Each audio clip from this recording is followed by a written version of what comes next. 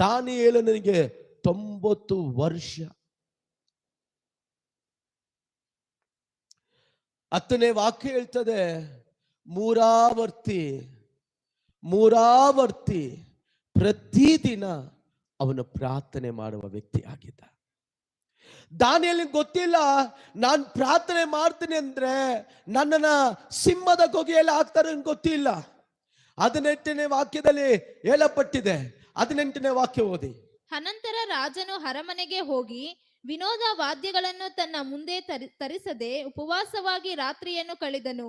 ಅವನಿಗೆ ನಿದ್ರೆ ತಪ್ಪಿತು. ನೋಡಿ, ರಾಜಾಗಿ ನಿದ್ದೆ ತಪ್ಪಿತು. ಕಾರಣ, ಒಂದು ನಿಜವಾದ ವ್ಯಕ್ತಿ.